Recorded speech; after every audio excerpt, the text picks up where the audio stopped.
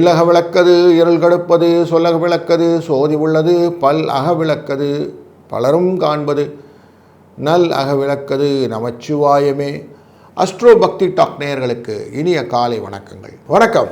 25/5/2026 மே மாதத்திலே திங்கட்கிழமை, ஸ்ரீ பராபவ வருடத்திலே வைகாசி மாதத்திலே 11ஆம் நாள், உத்தராயண புண்ணிய காலத்திலே வசந்த ருது என்கிற இளவேநீர் காலத்திலே ரிஷப மாதத்திலே சுக்லபக்ஷம் என்கிற வளர்பிறையிலே இருக்கிறோம். இன்றைய நாளிலே நவமி திதி காலை 9:13 வரை இருந்து பின்பு தசமி திதி ஆரம்பித்துவிடும். பூர நட்சத்திரம் காலை 7:19 முடிந்துவிட்டு உத்திர நட்சத்திரம் ஆரம்பித்துவிடும்.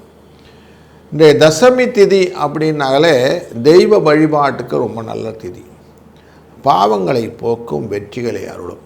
இந்த தசமி திதியிலே ஆண்கள் எண்ணெய் தேய்த்து குளிப்பார்களானால் அவர்களுக்கு செல்வ வளம் பெருகும் அப்படின்னு இருக்குது.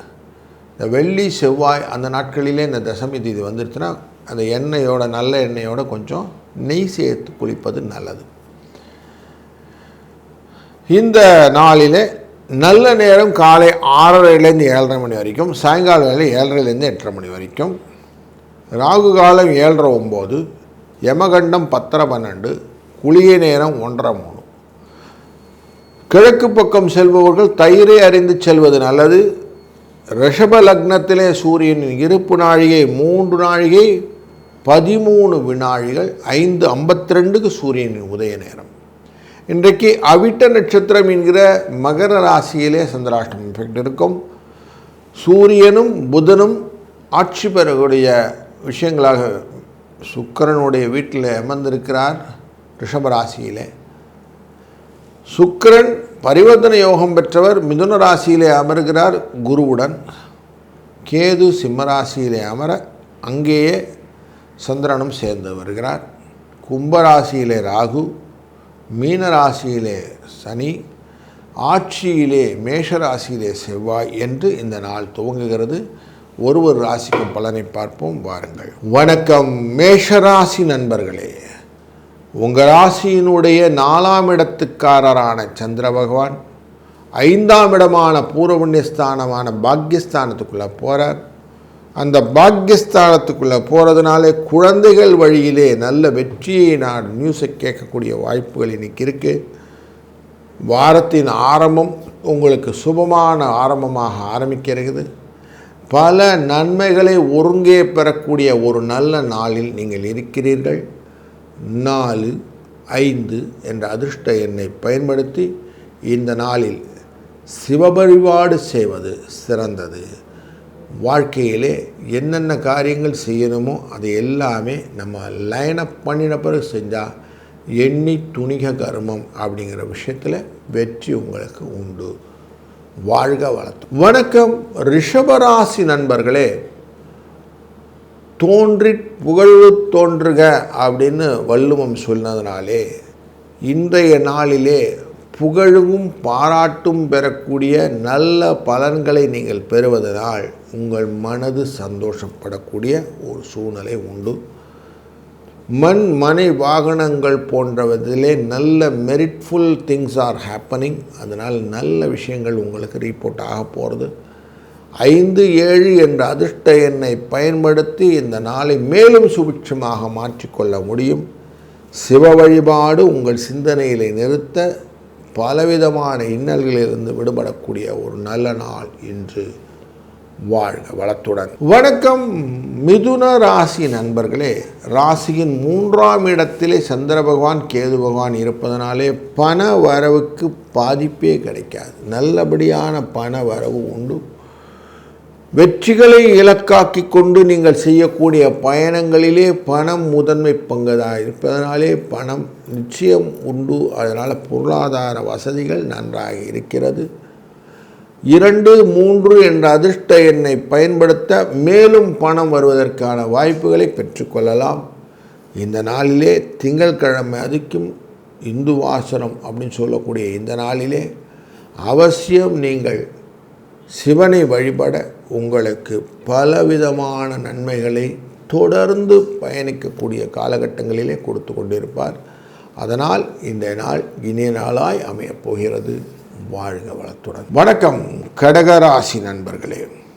பலவிதமான நன்மைகளை ஒருங்கே கொடுக்கக்கூடிய நல்ல நாள் இன்று.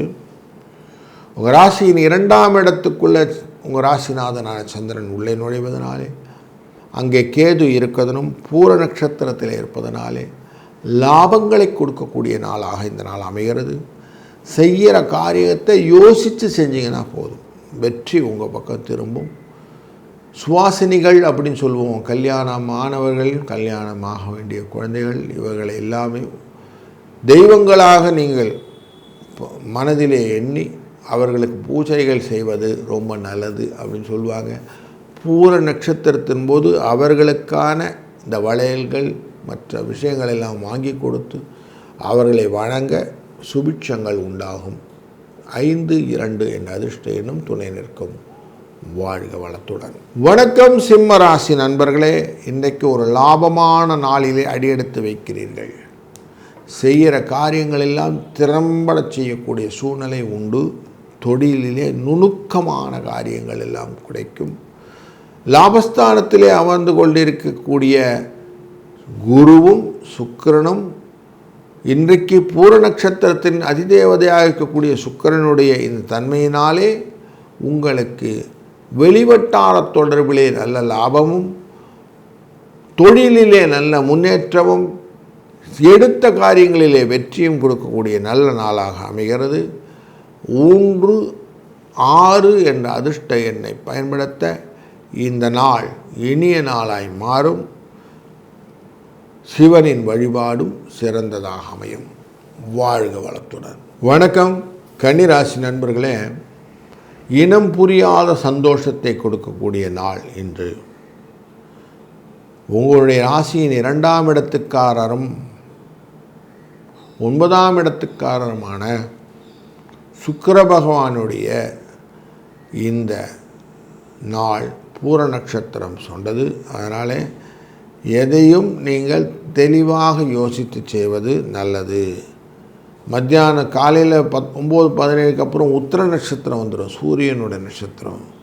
சூரியனுடைய நட்சத்திரம் வரும்போது உங்களுக்கு பலவிதமான சந்தோஷ கழிப்புகளை கொடுக்கக்கூடியதாக அமைகிறது. இந்த நாளின் அதிர்ஷ்ட எண் 5-7. இந்த நாளிலே வணங்க வேண்டிய தெய்வம் உங்களுக்கு சிவபெருமான். வாழ்க வளத்துடன். வணக்கம் துலாம் ராசி நண்பர்களே.